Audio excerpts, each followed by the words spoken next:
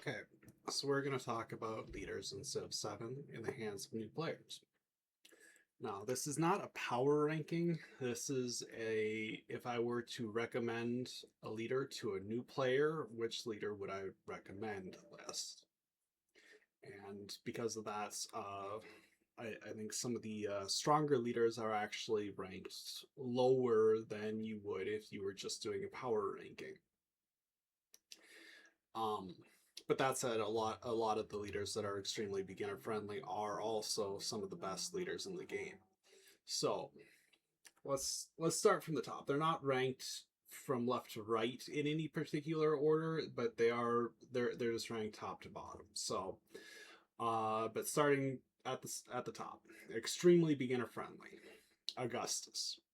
Augustus, his actual strongest ability, I think, in the current patch Principium omnium is parum. the ability to not purchase culture buildings, but purchase or have extra gold towards buildings in towns. So that's 15% if you haven't built the building in your capital, and 30% if you have built the building in your capital. So if you're buying a granary and you've built it in your capital, that is 30% extra gold towards granaries in all of your towns. I actually think that's a very very strong strategy with him, and it's something that I would recommend that new players do more often is buy granaries in their young towns in order to grow them fat so that they make better towns and better cities later on. So that's the main reason why I would rank him so beginner friendly, is because that extra purchasing in towns. The production in capital, or in the capital for every town, is very strong, and the buying culture buildings in towns with any focus is very strong. But that's not the reason I put him at the top of the list. Next up is Benjamin Franklin. A game of strategy. He is possibly one of the stronger leaders in the game, I think. There's a couple different reasons why I rank him so powerful. The main reason is because of his ability to send out two endeavors at the same time at the start of the game.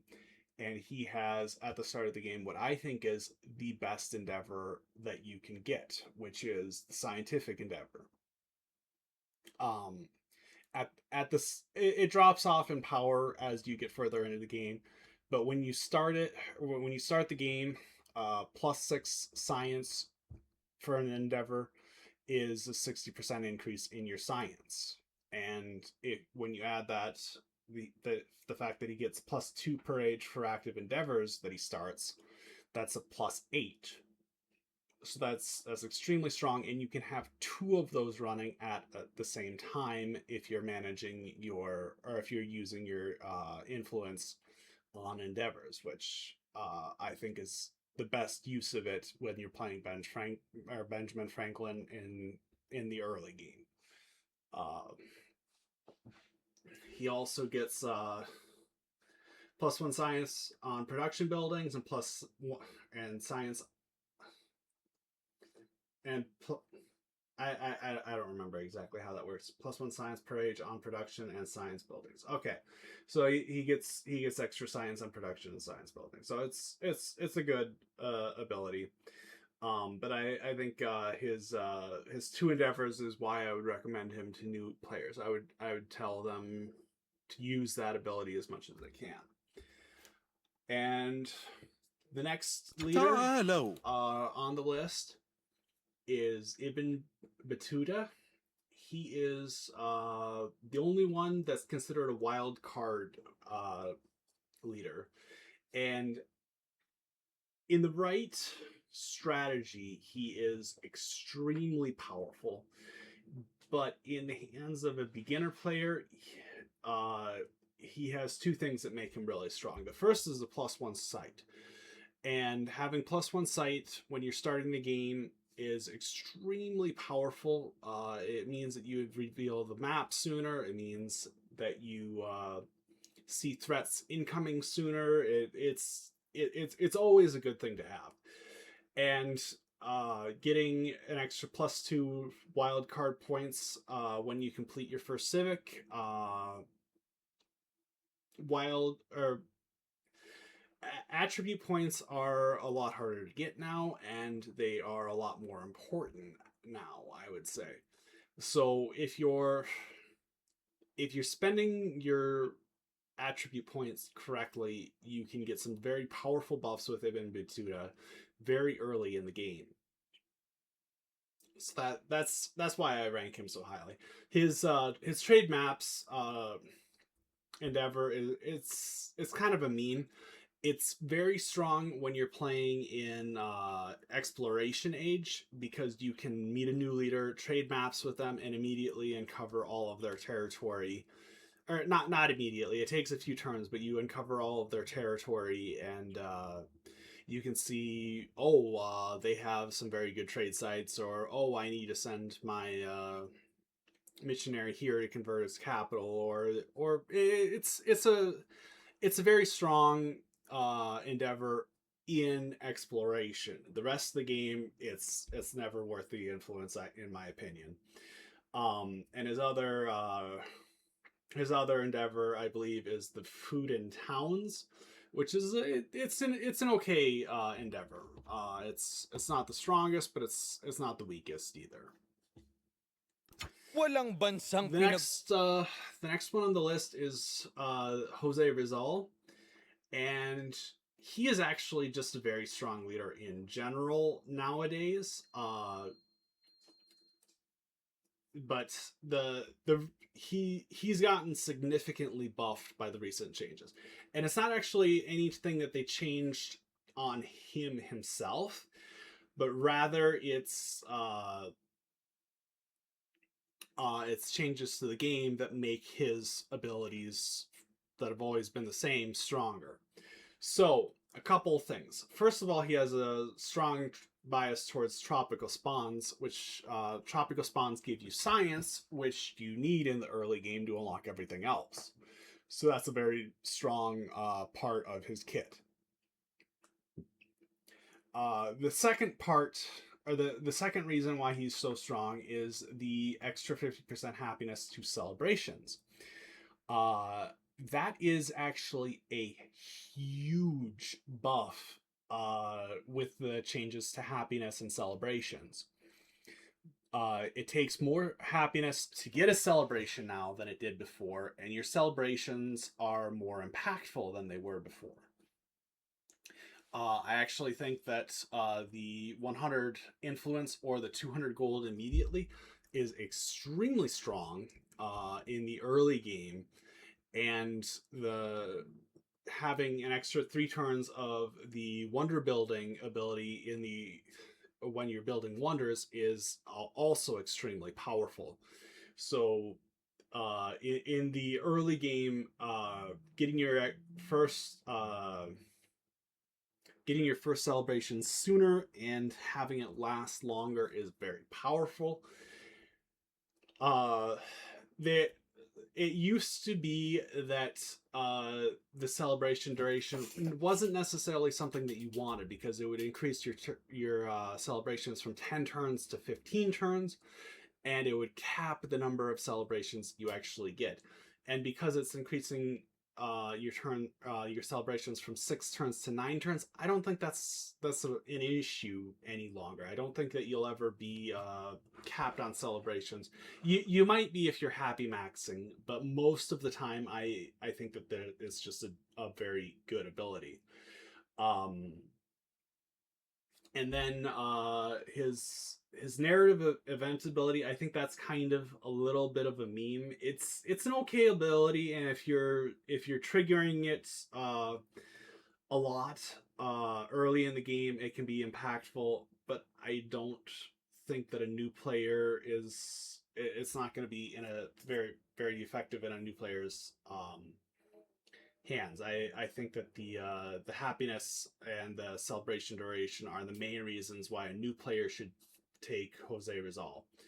And he also has a very strong endeavors as well. He has the cultural endeavor, which increases your culture per turn, and the happiness one. At the start of the game, I don't actually think that the happiness one is very strong, but it becomes powerful later in the game when you start running into when you have a lot of cities and they start having a lot of specialists, and it becomes pretty good later. So next on the list is Trung Track. Trung Track is Khi tất cả đấng nam nhi ở đây cúi đầu. She gains a unique army commander when you get your first land military unit. That's very, very powerful. The army commander is the strongest force multiplier in the game, and getting a free one at the when you make your first warrior or your first slinger, that's very powerful. I think that the sooner the new player learns to use their army commander efficiently, the better they'll be. And because of that, getting an extra free army commander at the start of the game is a great way to learn the game. So I would rate her extremely highly in the hands of a new player. The 20% army commander experience is nice. It's very nice. And the 10% science in cities and tropical is also very nice, especially when you consider that she has a strong bias towards vegetative spawns and tropical spawns. So taking her as your first leader, I would recommend it for a new player, and I don't think that a new player would be disappointed. Next on the list is Xerxes, King of Kings. He has a couple of abilities that I actually rank very highly. In general, and for a new player in particular. And actually, the main thing that I would recommend him to a new player for is actually just the +3 combat strength when in neutral or enemy territory. And that's going to help you a lot when you are defending or attacking against enemy powers, as long as you're not doing it in your own territory. If you're taking the fight to the independent powers, that's very strong, especially if you take a military attribute to the +5. That gives you a +8 against independent powers when with his ability. And that's something that I would recommend new players try. He gets 10% gold in all settlements, just flat, and 20% if you're capturing settlements.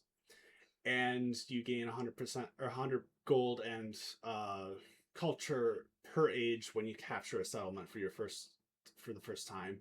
That's very strong. It can be very strong. It's a mixed bag. It's nice. It's a nice to have.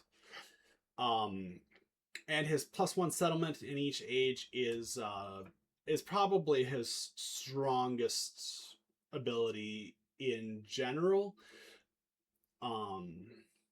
But it's not why I would recommend him to a new player. It's a very strong ability, but the main thing is the +3 combat strength, and also the +3 combat strength endeavor that he can send out. So that will make him a very strong leader to fight with when you're learning to fight. And I also put the other Xerxes, the economic Xerxes, very highly on the list, because I think that learning to trade and learning to trade effectively in the game is something that a lot of players could do better. I think that the merchant is actually very strong. I think that the sooner you get the merchant, the stronger it is. And I think that it is usually worth making a few extra merchants at the start of the game. Or not at the start of the game, but when you first unlock the merchant. The sooner that a trade route is in effect, the stronger it is.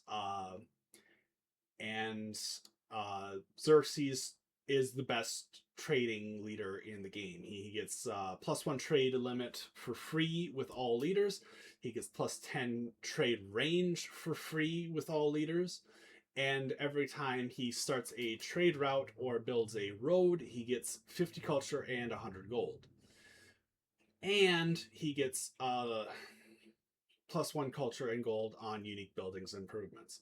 So overall, I would say he's a very strong leader. I think that he probably deserves his place as the least extremely beginner friendly, but when you're learning the game and you're learning to play an economic game, he is a very, very strong leader to take.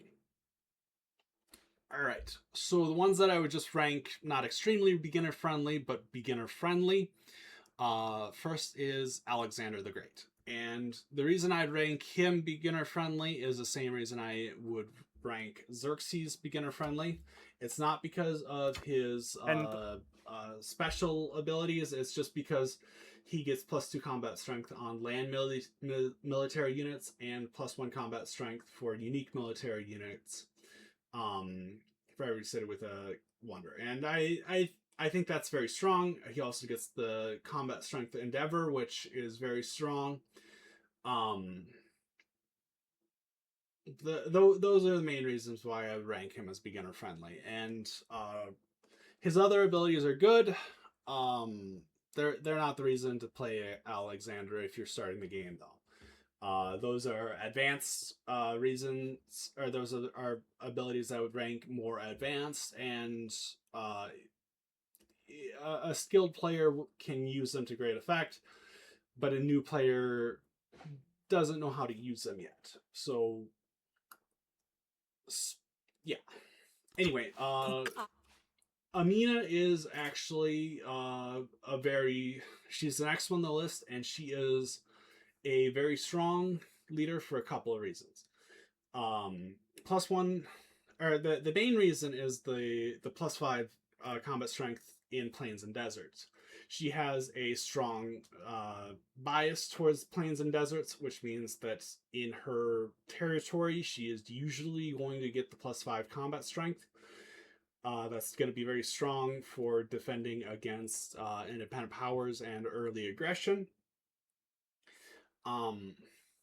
But she also gets +1 resource capacities in cities and +1 gold per age for resources assigned to cities.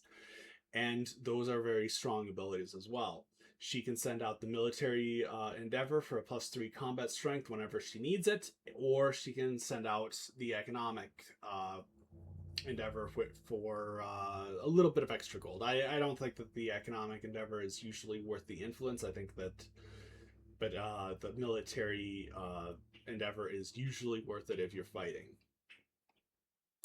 I kind of consider both Ashokas to be equivalent in the hands of a new player. But I would rank the World Conqueror version, the military version, as the stronger of the two overall. There's a couple reasons why I would do that. The main one is he turns happiness into production, which is a very strong ability. And you can declare a formal war to start a celebration. That's a very powerful ability as well. And he gets +5 combat strength against fortified districts during a celebration. Those all together, that's if you're learning a military game, Ashoka World Conqueror is the leader to do it, I think. Or one of the top leaders to do it.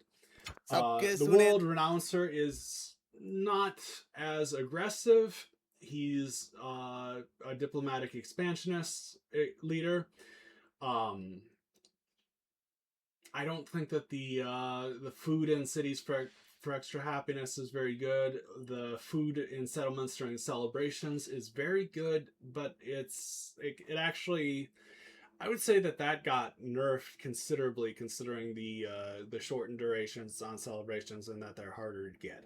They're easier to get with Ashoka because he's a happiness leader, but they're harder to get overall. So, um, he's still a good leader and he's still beginner friendly. So I'm gonna say he deserves his place on the list there. Genghis Khan, um, very strong leader overall. I actually think his strongest ability is the army commanders have +1 movement even when no units are packed into them. I think movement on the army commander is one of the strongest things that you can get. I always recommend taking that upgrade as one of your first upgrades when you level up. And he gets +3 combat strength for cavalry units, or +5 when you're next to the army commander. So very strong militaristic leader. If you're learning to fight, he's a great one to do it. The army commanders can use convert independence once per age. That's a very strong ability, actually, if you use it properly. It's a one-time ability per army commander, I believe. So if you only have one army commander, you can only use it once. If you're making more than one, you can make multiples, and you want to use it effectively. And but it's a very situational ability, and that's not the reason for a new player to take him. The reason for the new player to take him is the +1 movement on the army commander and the +3 combat strength for cavalry units. Cavalry units are already the strongest unit in the game in the ancient era, and they remain strong in exploration. That's discounting boats. Boats are in their own category. So yeah. Next on the list is Hatshepsut, and Hatshepsut is she is a very, very good leader. Her main thing, in my opinion, is the plus 15% construction towards buildings in wonders in cities adjacent to navigable rivers, which combines with the fact that she has a strong bias towards navigable I can't talk. Towards river spawns, makes her capital city is usually going to be able to take advantage of this bonus. The +1 culture per age for every unique resource is nice, but it's not the reason why a new player should take this leader. And her endeavors are good, but they're not the reasons why they should take this leader. Next on the list is Napoleon Revolutionary. And again, this is the revolutionary version of Napoleon, not the Emperor version. He is a very, very powerful leader. He gets +1 movement for all land units. That is just very, very strong. He every unit he defeats gives culture, and every time the first war that is declared against you gains you an army commander in your capital with an infantry unit, a cavalry unit, a ranged unit, and a siege unit, even if those units have not been unlocked. I actually think that I might change my list and put him as extremely beginner friendly, because now that I'm looking at those abilities, those are S tier abilities for a new player to have. I mean, you're probably not playing on a difficulty where you're going to have super aggressive AIs, but if you are getting declared war on, getting an instant influx of an army commander with that's ready to fight right away, that's that's very strong, and +1 movement is very strong. I would actually say he's possibly as strong as Ibn Battuta, if not stronger. Um, so I think I might change my ranking on him to be stronger than I thought he was after reading that. Next in the list is Tecumseh. Tecumseh arguably got nerfed very hardly, and he also got a buff that helps compensate that. So the buff that he got is all independent powers start friendly with you. That's actually a very, very powerful buff for a new player to get. If you're playing with hostile independence turned on, which if you're a new player, maybe you shouldn't be, but if you are, that's having that as a leader ability is very strong. And his other abilities are just they're okay.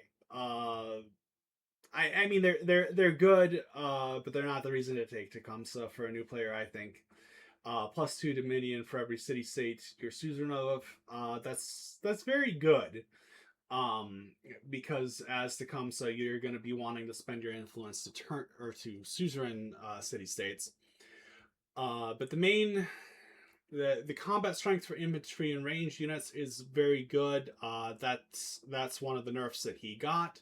Is it used to be all units, I believe, and the +1 food in towns and +1 production in cities is very good as well. Because you want food in towns so that you can grow towns, and you want production in cities so that you can build things. That ability got nerfed, but it's still a very good ability. Harriet Tubman.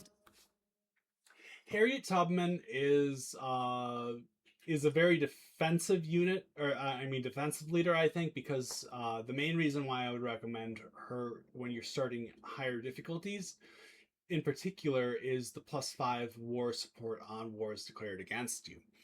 That is it's a very powerful defensive ability, and it's not something that a new player should ever overlook. War support is extremely powerful, and getting a flat +5 on all of your defensive wars is very powerful. The +100% influence towards espionage is very strong as well. Espionage is very strong. It becomes stronger the later that it starts strong, but it's expensive, and this ability makes it cheaper, and it makes it more rewarding when you complete it without being detected, because you get a free migrant. So those are very strong as well. Her other ability, vegetated terrain, does not end unit movement. That's powerful as well. But that's probably not the reason. She also gets the militaristic endeavor to help her fight. So let's say you get declared war on, and you have another friend. You have the +5 war support automatically. You send out an endeavor to your friend to get a +3. That's a +8, and you're gonna just crush your enemies basically. So very, very strong defensive leader, and that's one of the reasons why I would recommend her for a new player. Next on the list, I have Himiko, Queen of Wa. I think that she is a very strong leader. The main reason why she is not extremely beginner friendly is because you need to actually know how to use her, and she's not too difficult to learn how to use, but you do need to know how to use her. So she has a unique endeavor called Friend of Wa that can be sent to an alliance member to gain you and your ally 25% science. That is a huge benefit. But you have to form an alliance, and yeah. She also gets +4 science per age for every leader you're friendly or helpful with. When you're playing on lower difficulties, it's easier to get friendlier and helpful. One of the strongest combinations that you can get with Himiko, Queen of Wa, is to put her with, or to grab, play a few games as Gilgamesh and get his memento magic plant, because when you use that, you use that and you use a friendly greeting, and you will always get a instant friendly relationship with all other leaders, and that's very powerful with this leader, because you get +4 science. So it's a great way to spend your early influence. And she also can support endeavors for free. That is extremely powerful if you're receiving endeavors. If you're not receiving endeavors, then it's a wasted ability. But if you get endeavors, if you're friendly with everybody, they're more likely to send you endeavors, and if they're more likely to send you endeavors, you can support them automatically. The nerf that she got of rejecting diplomatic actions cost +100 influence. That is a very strong and very targeted nerf, I think, and it makes her harder to play, which is one of the main reasons why I don't think that she's extremely beginner friendly, but she is very strong overall. All right. So let's try to speed things up a little bit. We're gonna look at the intermediate Do you leaders now. Ada Lovelace is a very strong leader overall. However, she takes some skill to use correctly. She gets +2 science per age when you complete a civic mastery in cities. And she gets 100% of your science per turn when you complete a technology master. If you're using her correctly, these abilities are extremely powerful. If you're not focusing on them as part of your central strategy when you're looking through the tech tree, it's like not even having a leader bonus. So very strong when used properly. When you're not and you need some skill to use her properly. So in the hands of a new player, I don't think that she is a very good first pick. Будешь же править. Catherine the Great, sorry about that. Catherine has a couple things that make her a very good leader, but also not something that you want to start out with when you're first starting the game. +2 culture per age on Displayed Greatworks is a fantastic ability, and I think it's overlooked a lot of times. Buildings and Wonders with the Greatworks slot gain an additional slot. That's also very powerful. Cities in Tundra gain science equal to 25% of their culture per turn. Tundra cities generate a lot of culture, so they're generating 25% science of a thing that they generate a lot of. But it's not the best for a new player to start out with. I don't recommend her in the hands of a new player, because they have to focus on more advanced things than just learning to play the game. Charlemagne is a very strong leader overall. But he does have some things that are holding him back in the hands of a new player. Military and science receive +1 happiness. That's great. That means that you're going to, or they receive happiness adjacency for fortification. So you build walls around your science and military buildings, you get extra happiness. That's a very good use of that ability, and it'll help you get extra celebrations sooner, which will combine with his free cavalry units once unlocked. Every time you enter a celebration. Very strong leader, but not something that a beginner player is going to be able to take advantage of effectively. Frederick Oblique is the best version of Frederick, I think, and he's very, very powerful. His main ability that makes him powerful, in my opinion, is the army commanders start with the merit commendation, giving them +1 command radius. That's a very good leader ability. I really like that commendation in general. It's often something that I take with my first or second not first or second, but second or third commendation.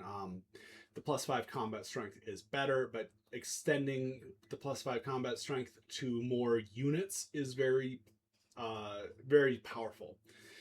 And it also makes it so that it's easier to get experience out of your army commanders, which will level them up faster, which will give you your other commendations sooner. Very strong. He gets free infantry units in your capital when you complete technology masters, and settlements where you construct a science building. So he gets free units throughout the game, and he gets +2 science parade for each combination earned by your commanders. So he gets experience very quickly on his army commanders, and those give him science, which help in general unlock everything. He is very strong, but he's a little bit more advanced than if I'm recommending this game to a friend and I want them to learn the game. I want them to start out with a more generic leader. Isabella is a meme. She's very good. Her strongest ability actually is not listed in the base game, but her strongest ability is actually her start bias towards natural wonders. She is virtually always going to have a natural wonder by her capital. She also has a strong coastal spawn start spawn rate or something.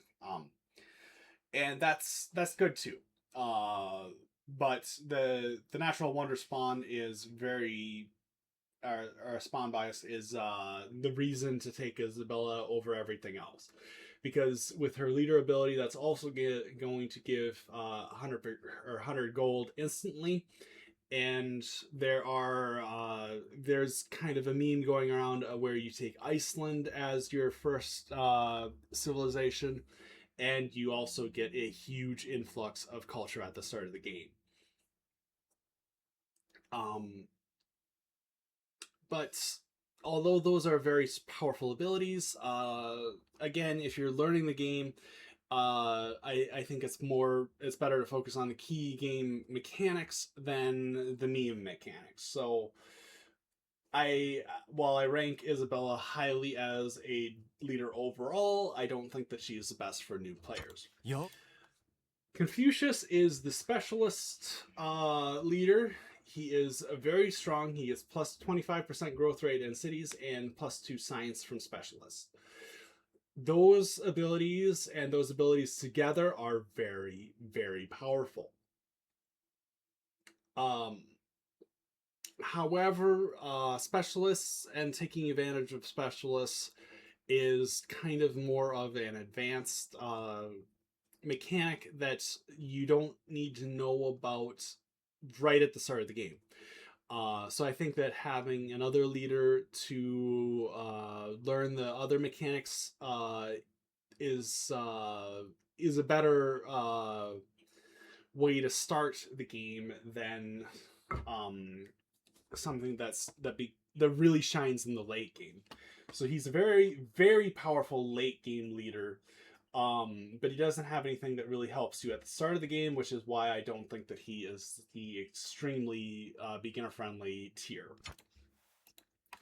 Pachacuti is also he's kind of in the same tier um, as Confucius in that he is very uh, city growth focused. His buildings give food adjacency towards mountains, and he receives -2, or he it takes plus, or it takes less happiness to maintain specialists next to mountains. Um, if you combine those abilities, you get very big cities with a lot of specialists that cost less to maintain, and that's a very powerful combination. But again, I don't think that that's something that a new player should be focusing on.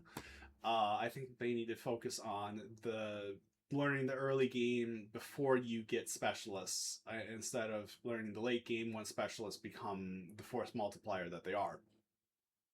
Seaman Bolivar is a very powerful, aggressive leader.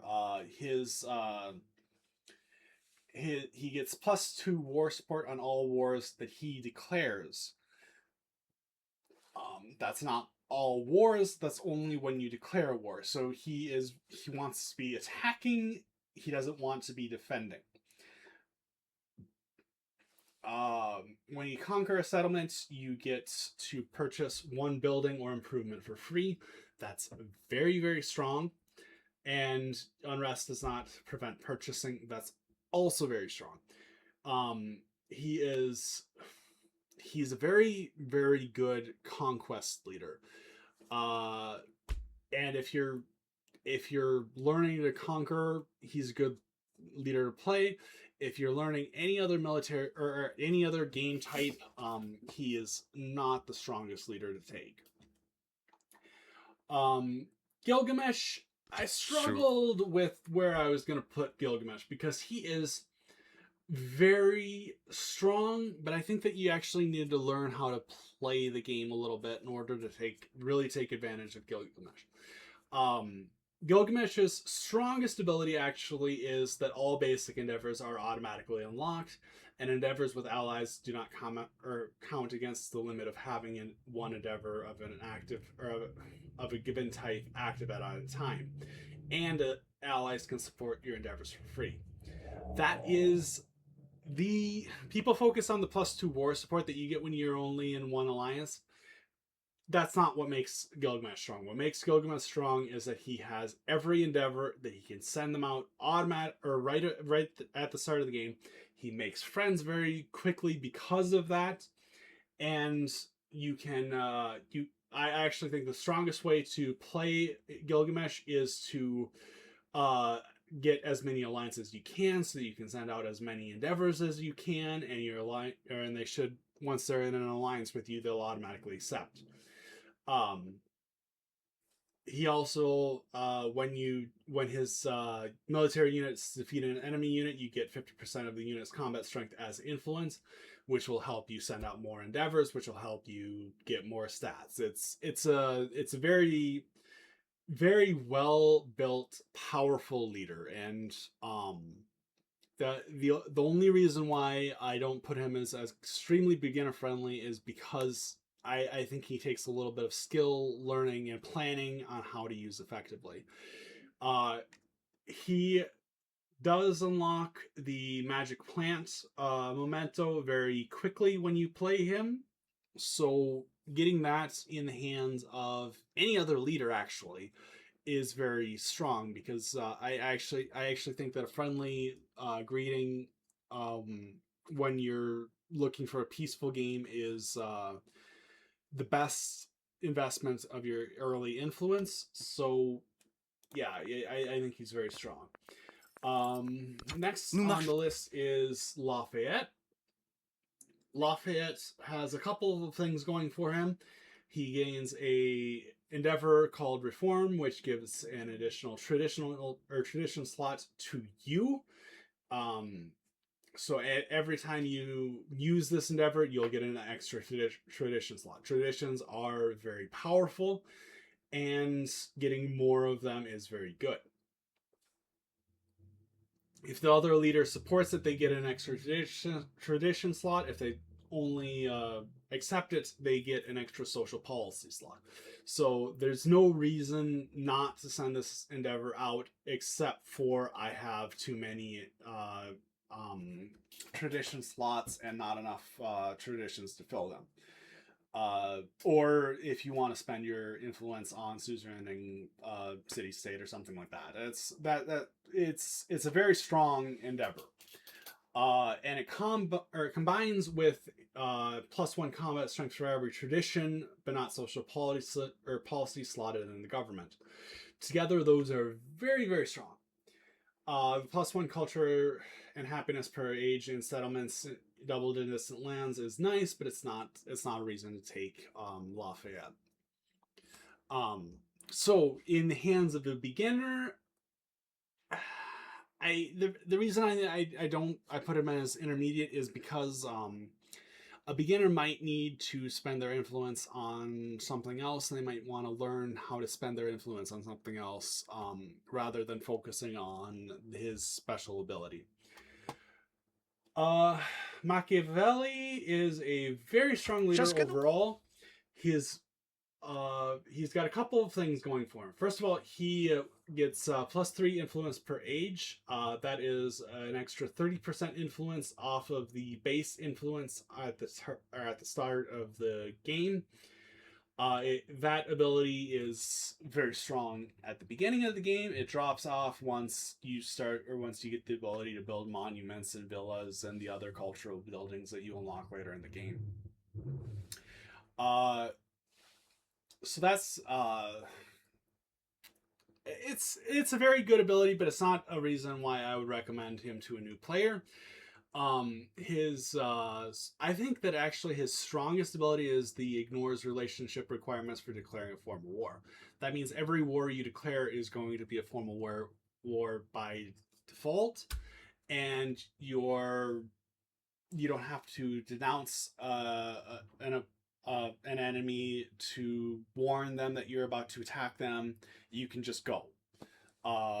It's very powerful, and it's a if I'm taking Machiavelli, that's the reason why I want to take him usually is because of that. I think the levying city-state troops that you're not suzerain of, I actually think that ability is underrated by most players, because the reason to suzerain a unit from a city-state isn't because you want that kind of unit. It's because you want the unit in a certain position that would take 20 turns to get it in.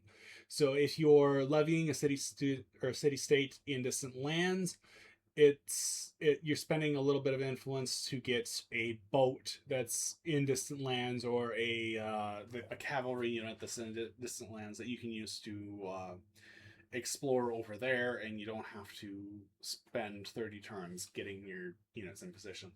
So it's situationally a very powerful ability,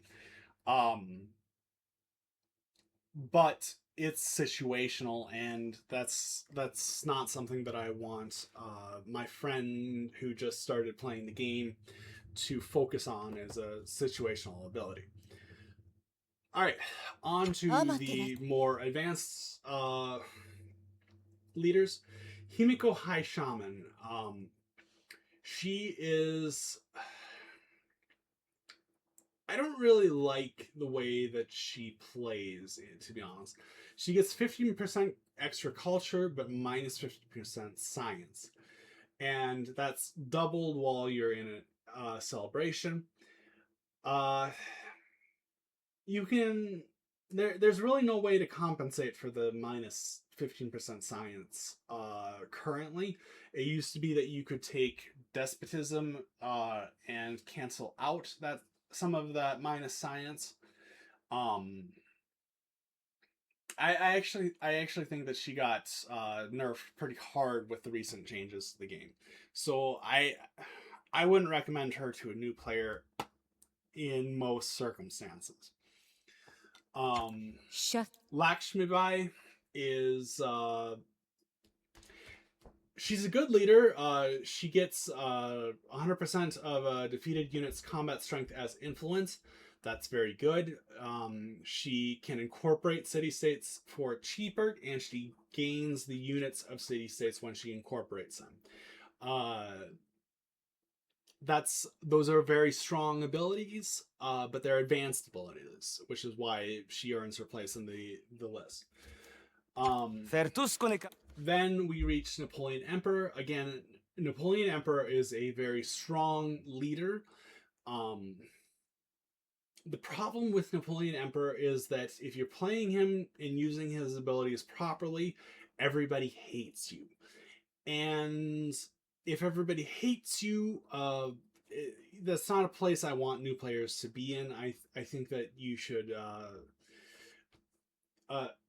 when you're more advanced in the game, then you can take Napoleon Emperor and have everybody hate you. But at the beginning of your Civ 7 career, you should try to get players or other players to like you.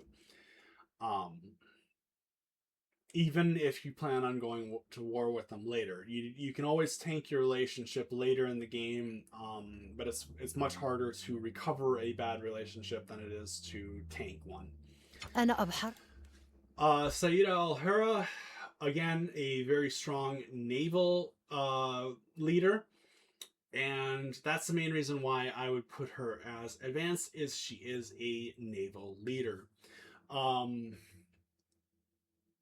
She also is a spying leader, and that is another very strong part of her kit. She doesn't get an influence penalty when her espionage is revealed, which is the most punishing part of espionage, in my opinion, is having your spy get caught, and not being able to get counterspied against is also very powerful. It means that your spy missions are going to end sooner. You're going to get the rewards sooner, and you're going to be able to send out a new spy mission sooner. So, very strong leader overall, more advanced than I would put for a new player. The very advanced or strategic dependent leaders. Edward Teach. Again, very strong overall. However, not someone I would recommend to a new player in any given circumstances. The weaker version of Frederic gain great work when you capture a settlement for the first time, +1 culture per age on great works, and you gain an infantry unit in your capital when you gain a civic mastery, or in settlements when you complete a culture building. I really think that this leader needs a buff, because he's not strong. He's not a strong leader, and he's not something that I would ever recommend that any player, not just beginner players, but any player would take. And then we get to the newest leader, Toyotomi Hideyoshi. I'm probably pronouncing that terrible. Very strong leader when on the offense, very weak leader when on the defense, and that's why I don't recommend him to new players.